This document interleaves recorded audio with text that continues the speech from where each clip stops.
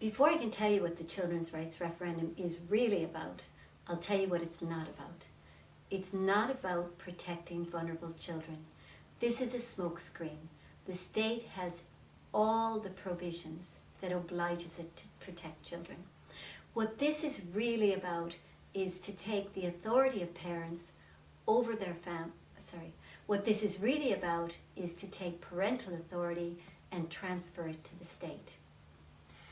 Yes, and the mechanism for this is very clear there in the wording if people wish to look at it. And I say to people, look at the wording. Don't vote on sentiment. Don't vote on assurances from politicians. Look at the wording. There are key words in the wording which give the game away.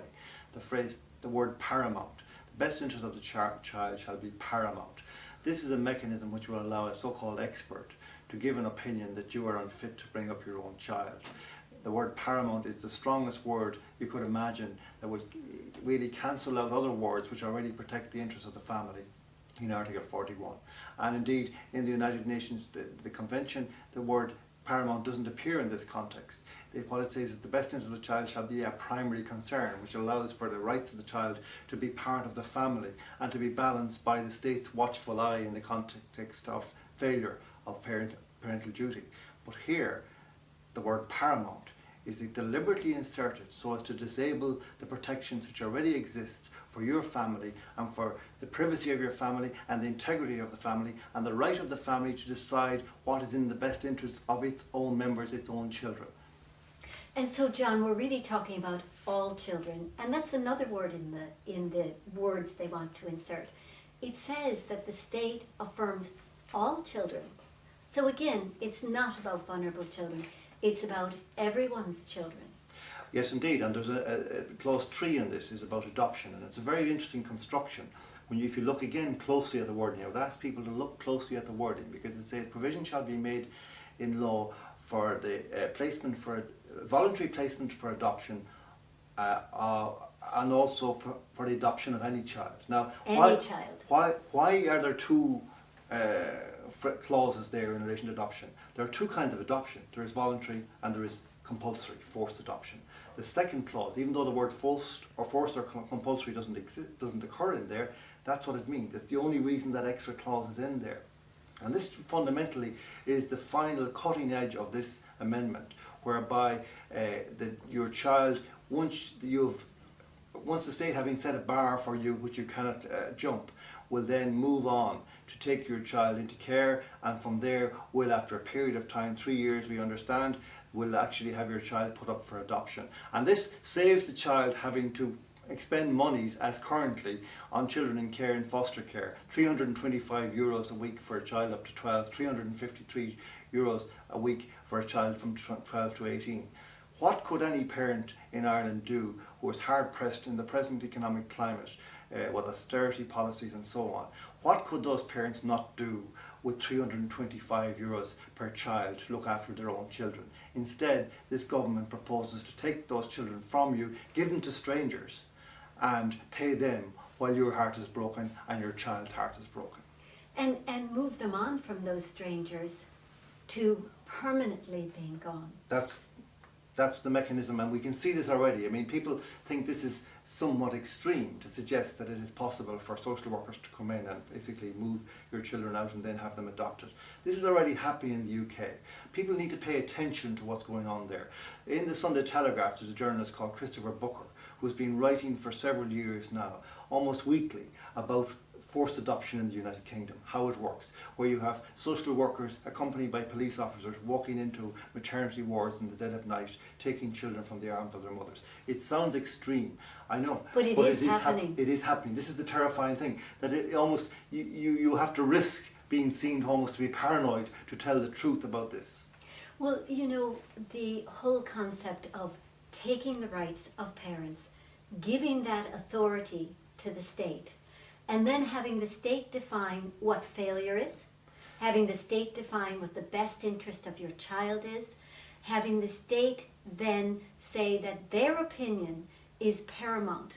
In other words, it's over and above the right of the family, which is only superior and antecedent. But even if people think forced adoption would never happen to my children or my grandchildren, they have to also think what the possibility does. It introduces a fear into every home. It introduces a fear, whereas now a family can go, parents can go to someone and say, we need help. We don't have enough to feed children properly. We're having a tough time with our child who has special needs or whatever. They can look for help. And the Constitution, as it now stands, obliges the state to give that help. Once this obligation is gone, once we remove Article 42.5, then, and we introduce forced adoption, would a family, would a parent dare to say to someone from the HSE, I can't cope? Would they dare to say, I haven't got enough money for proper food? Would they dare to look for help? Because if they do, then they have admitted failure, and the crime, the punishment for failure in the new wording is confiscation of children to the ultimate of forced adoption. And failure is a very interesting concept here, because the proponents of this amendment have been talking about grotesque episodes of abuse, neglect, sexual abuse of children, which we've heard about and we know, and we all agree that these are shocking. They can already be dealt with and should be dealt with very firmly under Article 42.5, which is to be eliminated, by the way, which is to be removed and replaced by this new Article 42A. Now, failure, people think, oh yeah, of course we must intervene to stop this.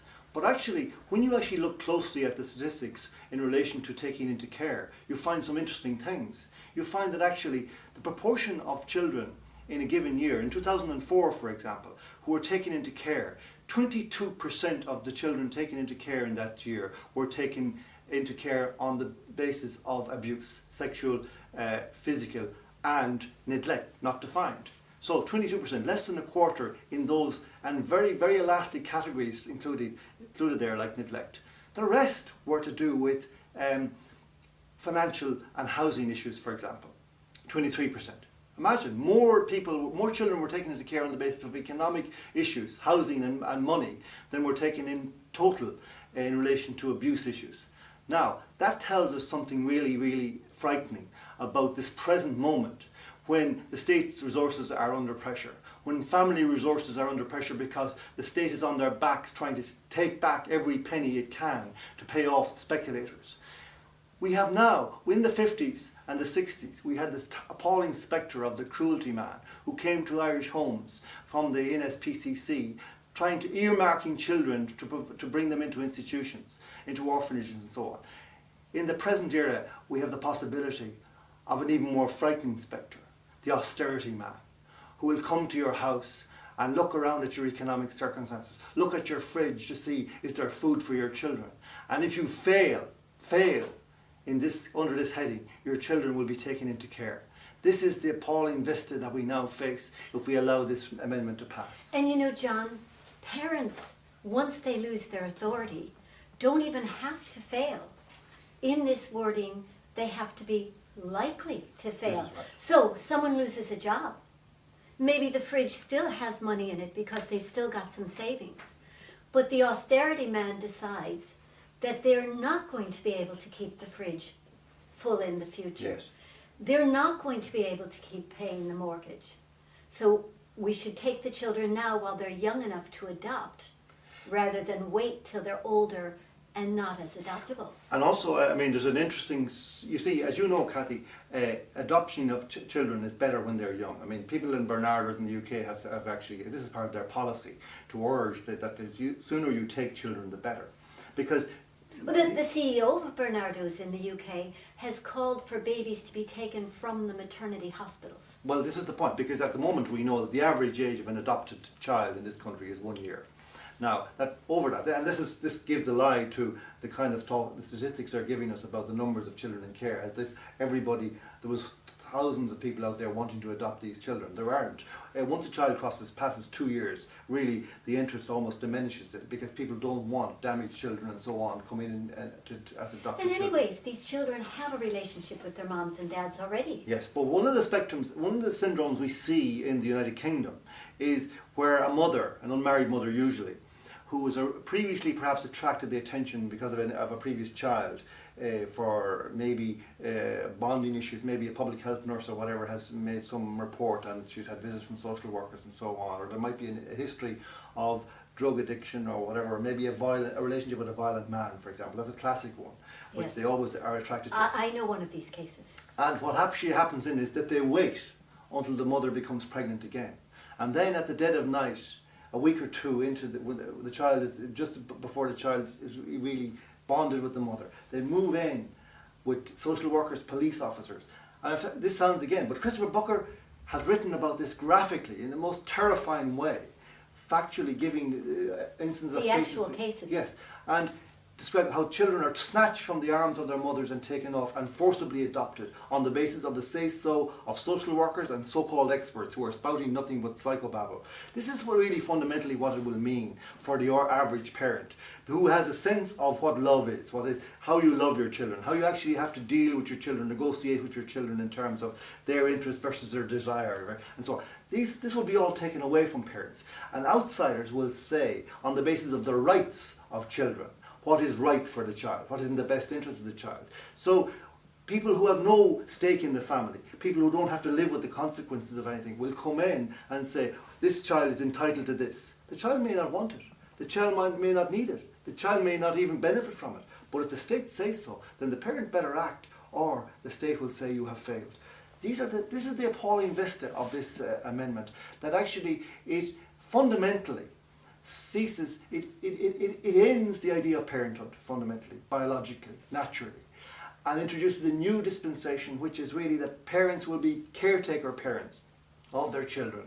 On probation. On probation, under the watchful eye of the state, until such time as the state pronounces itself dissatisfied with your care for your own children, and will then move in and become the real parent, which in de facto it will be all along, watching you, observing you. And this, as you say, will create an appalling mindset, a chilling atmosphere in our society, in our democracy, whereby anybody with a child will have reason to fear the state absolutely. Because as I said again and again, taking a child away is the most extreme remedy that I can imagine, short of execution. I mean, as a parent, I can't imagine. In fact, it would be a toss-up for me. Be shot in the head or have my child taken.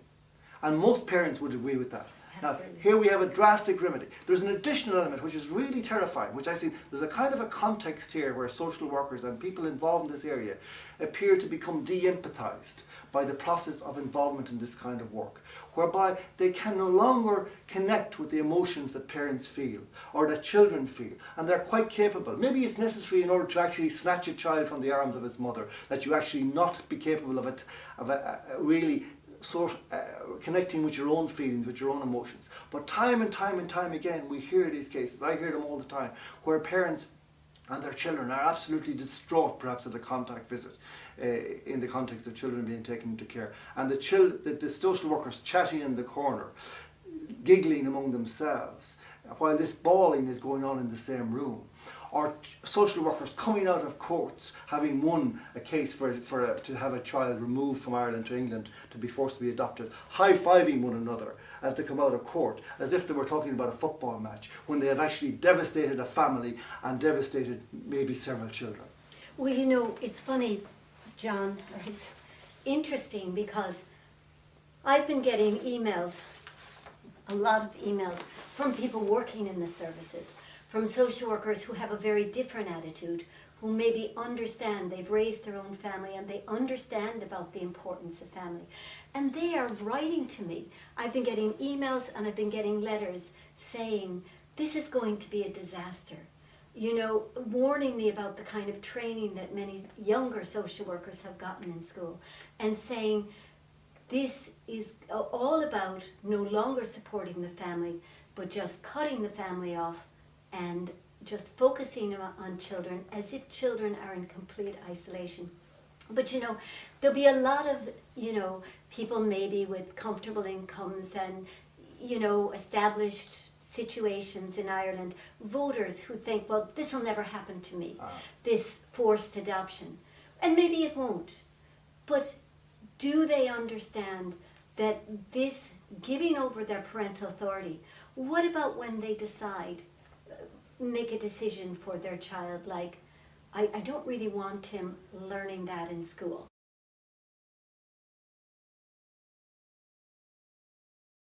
It is absolutely untrue, as they say consistently and persistently in this discussion, that children are invisible in the Constitution. That is absolutely untrue. Children or child, these words appear 10 times in the Constitution. The word father, for example, doesn't appear at all. The word adult doesn't appear at all. It's a completely dishonest argument to make. As Judge Adrian Hardiman has said, the rights of children are already dealt with in the context of family rights and in personal rights. Children are adequately protected, and more than adequately protected, if state agencies will actually do their duty. Article 42.5 allows for the intervention where there is a parental failure for physical or moral reasons. All of the categories of abuse and neglect which are persistently listed by proponents of this amendment, and the shocking cases they misuse in order to make their arguments, all of those incidents, Roscommon case, Kilkenny, Kelly Fitzgerald, all of these were capable of being dealt with under the present constitutional dispensation. It is completely dishonest to suggest that the Constitution is deficient. As Adrian Hardiman said, the Constitution does not favour parents over children. What it favours is the family over outsiders, but it allows for an intervention by the state to take the place of the parent where there has been a failure for physical or moral reasons. And that has absolute reach within the various categories of abuse, neglect, sexual, physical abuse and neglect that arise time and again in this context.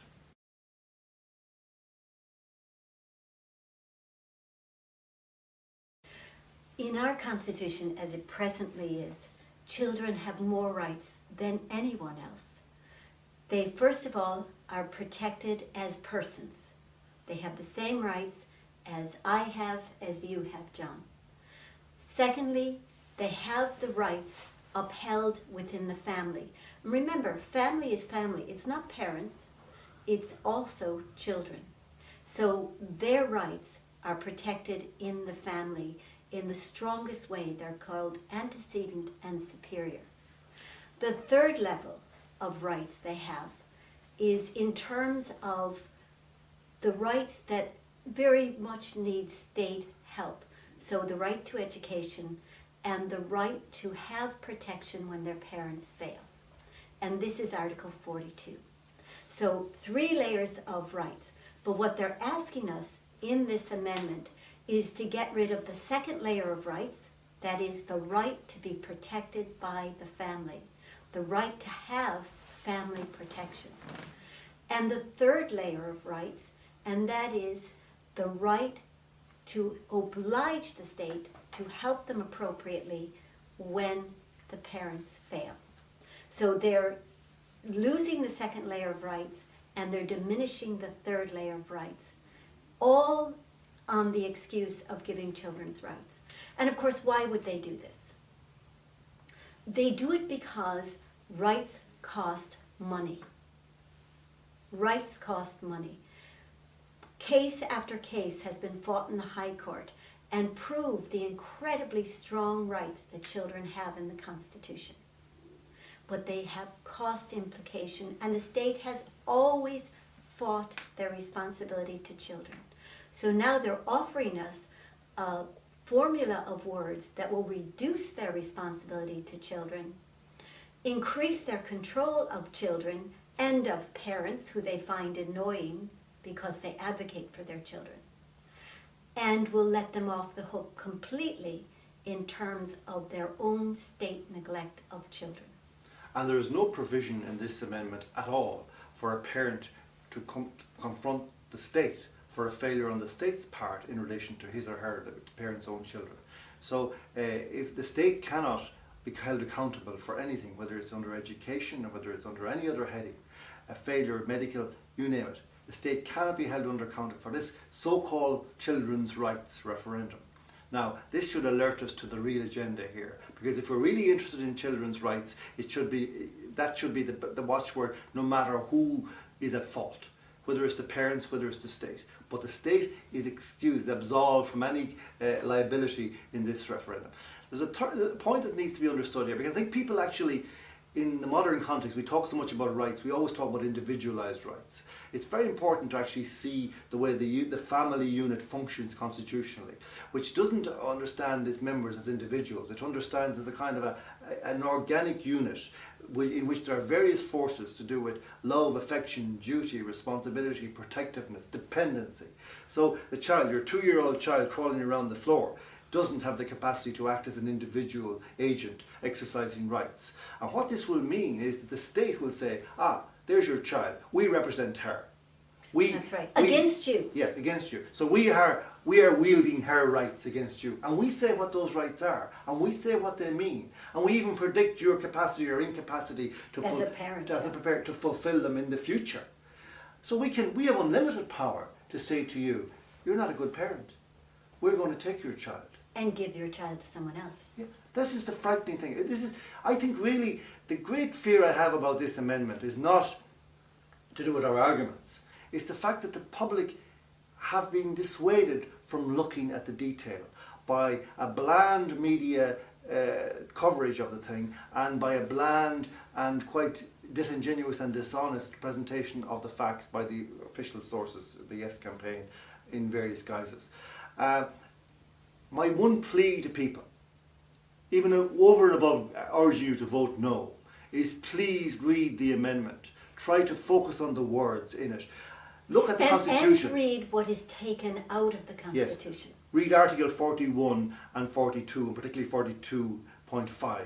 These are the two relevant, because 42.5 will actually be taken out. Read that. Consider the word paramount in particular in the new wording. Now this trumps really everything else that's already there, and will really deliver the issues over to so-called experts who spout, well, maybe science in some instances, but more often pseudoscience, more often psychobabble, more often ideology, their own personal subjective views. And they will be facing a judge sitting on his bench who isn't an expert in his own mind on children, and will be guided by this, and also guided by the fact that he has a document, a report, which will substantiate whatever decision he rubber stamps there. So that a new process will take over, whereby the instinctive desire of parents to love their children and to give that desire expression through care and duty and protectiveness, and sometimes going against the wishes of the child in their own best interests. That kind of understanding of parenting will be set aside, and in its place will be a scientific model which really parents won't have any capacity to participate in or to contribute to or to offer evidence in. They will be told what is good for their children, and they will be told that they don't measure up. And that they failed.